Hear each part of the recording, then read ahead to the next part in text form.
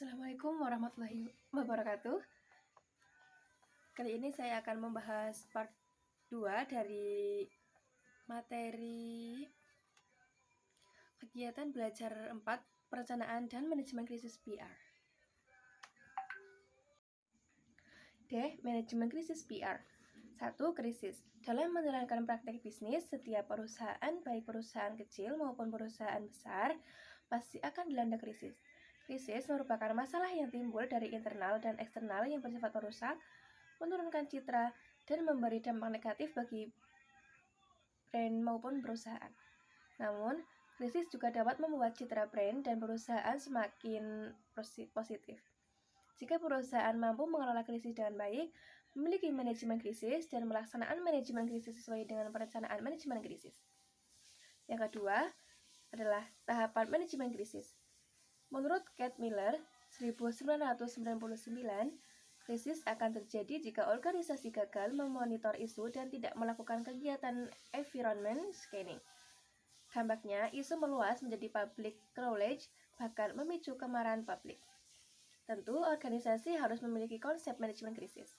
Konsepnya mencakup antara lain membuat perencanaan krisis atau krisis plan. Dalam mengelola krisis, harus diperhatikan dampak negatif bagi publik.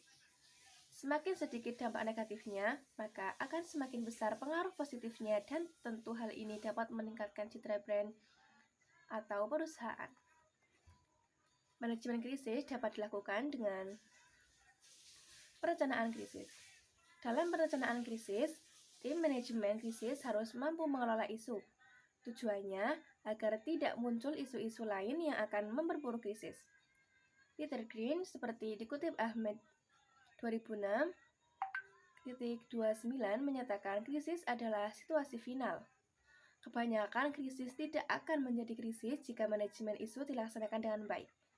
Di dalam perencanaan ini perlu dibentuk tim khusus manajemen krisis yang terdiri dari para manajer, direktur, para kepala divisi dan penasihat.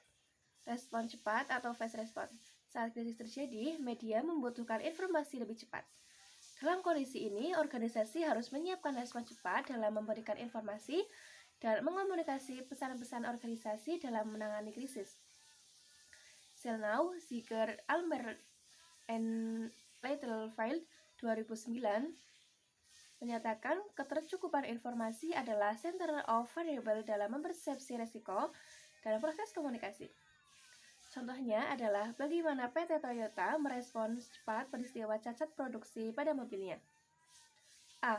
Prioritaskan kepentingan publik pada setiap krisis. Publik dan perusahaan akan mengalami shock. Dalam kondisi ini, perusahaan harus memprioritaskan kepentingan publik. Saat ada informasi dari konsumennya mengenai adanya ketidakberesan dari produknya, maka hal pertama yang dilakukan jangan salahkan konsumen. B. Memenuhi harapan publik. Ketika mengalami krisis yang harus diperhatikan paling awal adalah bagaimana dampak terhadap publik. Karena citra dan reputasi brand akan dinilai oleh publik. C. Komunikasi krisis komunikasi. Komunikasi krisis juga harus didasarkan pada prioritas publik. Tujuannya agar citra organisasi tidak negatif di mata publik. D. Aspek hukum. Aspek ini bukan pendekatan utama dalam mengenai krisis. Meski riset Fitzpatrick menemukan 2/3 organisasi di Amerika menempuh jalur hukum dalam komunikasi krisis, tetapi praktisi PR jarang memilihnya untuk menyelesaikan krisis. Mereka lebih memilih mengutamakan etika komunikasi dan meminimalisir kesalahan yang berdampak pada konsekuensi hukum. Rangkuman. Berdasarkan uraian di atas, dapat dipahami pentingnya perencanaan program PR dan manajemen krisis. Tujuan merancang perencanaan program adalah untuk membuat program yang terarah, tepat sasaran, dan mencapai target yang diharapkan. Perencanaan PR memiliki manfaat untuk mencegah atau mengantisipasi, memprediksi munculnya krisis ketika krisis terjadi. Organisasi juga dapat mengelola krisis karena telah menyiapkan manajemen krisis. Organisasi yang memiliki manajemen krisis adalah organisasi yang siap menghadapi krisis. Manajemen krisis tidak hanya menangani pekerja pada saat krisis terjadi, tapi juga dapat mencegah dan memprediksi munculnya krisis. Di dalam manajemen krisis ada 4 tahap untuk menyelesaikan krisis, yakni tahap prodromal, munculnya gejala krisis, kronik, fase transisi atau clean up stage, dan resolusi tahap pemulihan. Keempat tahap itu merupakan panduan bagi organisasi untuk mengelola krisis, sebab setiap krisis harus diselesaikan sampai betul-betul pulih atau sehat. Karena ada kemungkinan krisis akan berulang jika penanganannya tidak holistik atau menyeluruh. Di dalam manajemen krisis juga dibutuhkan komunikasi krisis dengan multi-stakeholder, antara lain dengan pemerintah, swasta, akademisi, media, dan masyarakat atau komunitas.